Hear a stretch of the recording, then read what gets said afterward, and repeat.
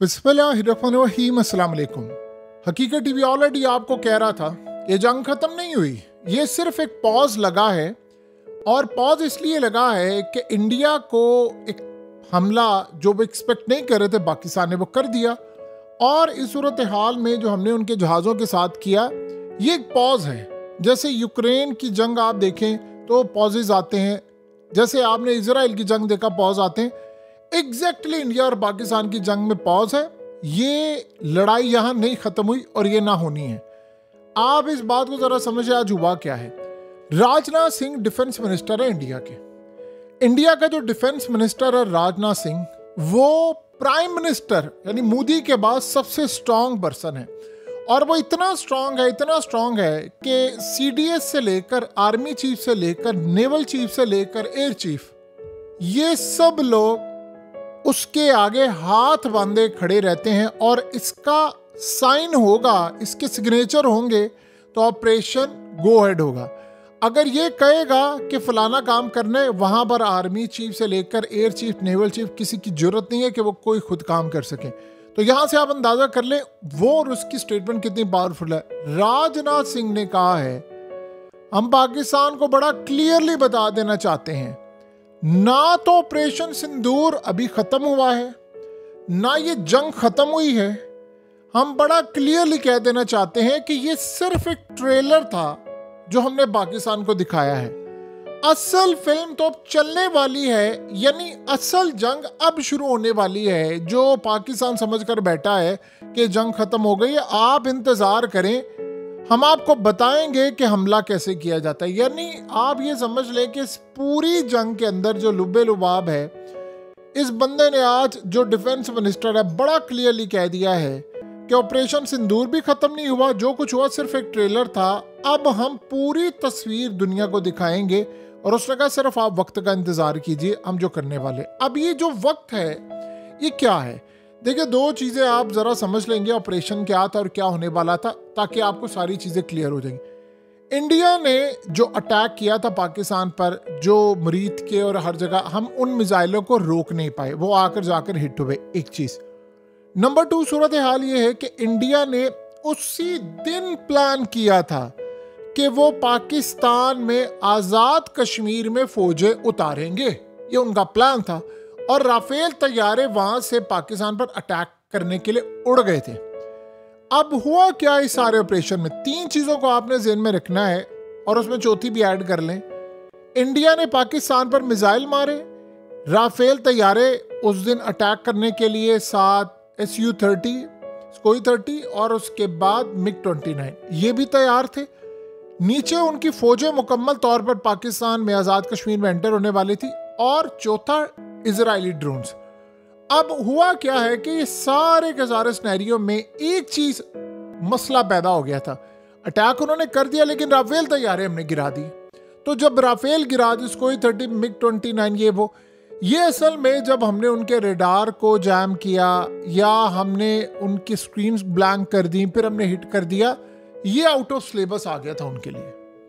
और ये बात 2019 में उनको पता थी, हमने उनका सिस्टम जैम किया। उन्होंने इस दफ़ा एडवांस सिस्टम लिया, लेकिन हमारे पास चाइनीज सिस्टम था। फिर हमने जब रोका, रेडार उनके कंफ्यूज किया, उनके टारगेट्स को ब्लैंक किया, फिर उसके बाद हिट किया। ये सूरत हाल थी। इंडिया ने इस पर बात नहीं की। फिर इंटरनेशनल स्तर पर यह मामला सामने आना शुरू हो गया, अच्छा जी हमने इतने तैयारे तब किए, ये हुआ वो हुआ।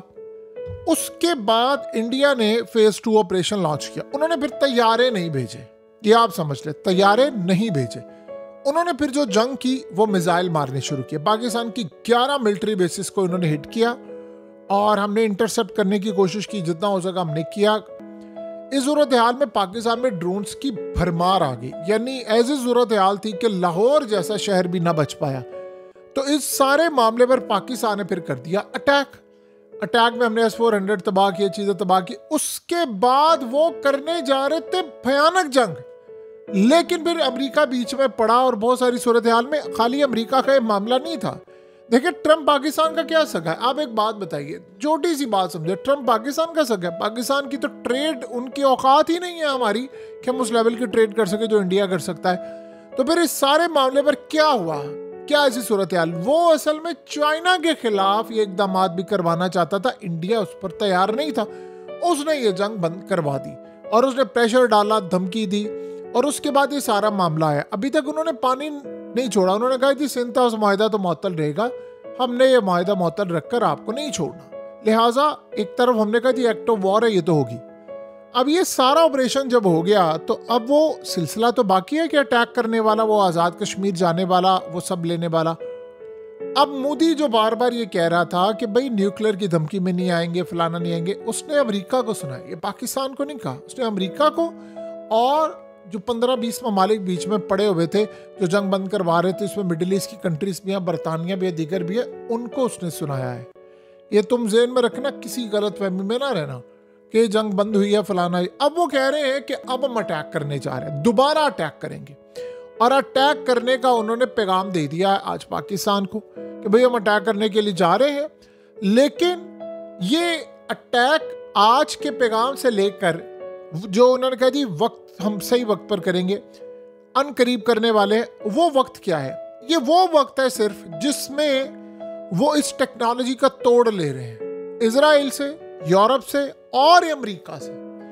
ये जंग अमेरिका, इजराइल और इंडिया की थी। अब ट्रंप हीरो बनने की जो कोशिश कर रहे हैं ना, ये सब नजर का धोखा है। ये किसी गलत फहमी में ना रहिएगा।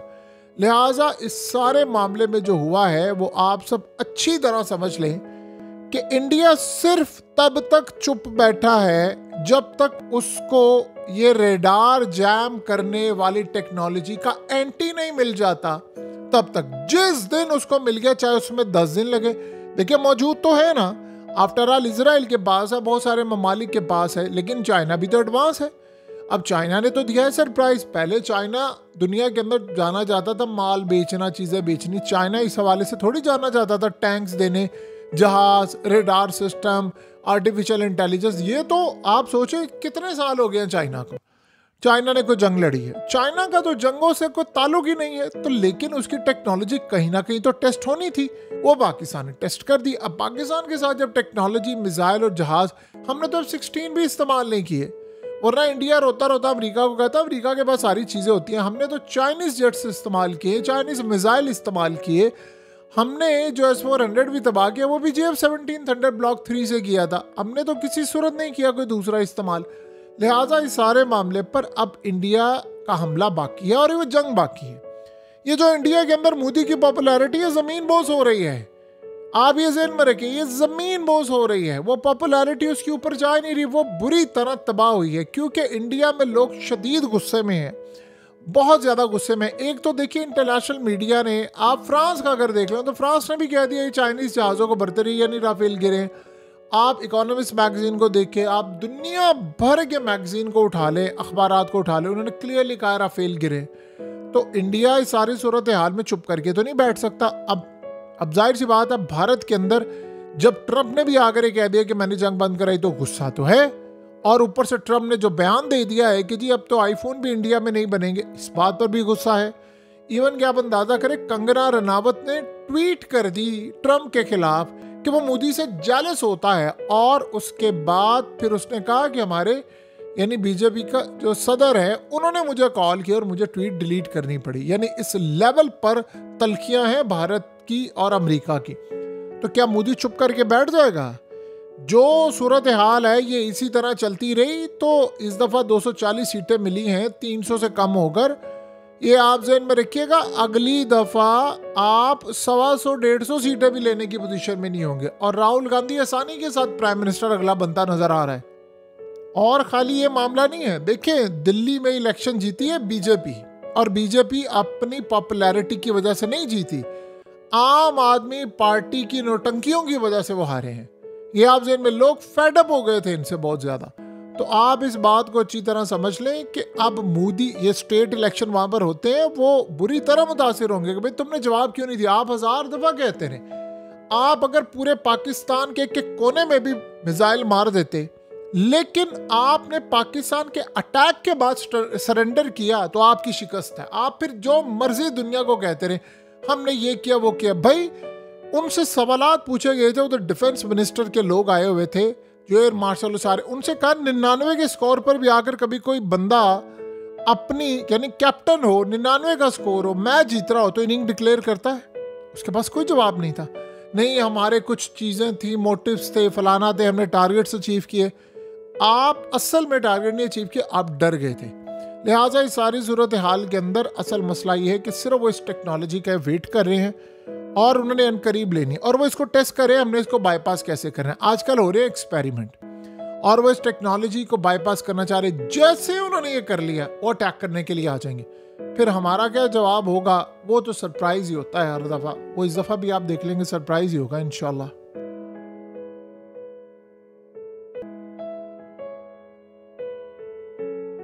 हकीकत टीवी को सब्सक्राइब करना मत भूलें, वीडियो को लाइक करें, शेयर करें और कमेंट सेक्शन में अपनी राय का इजहार ज़रूर करें।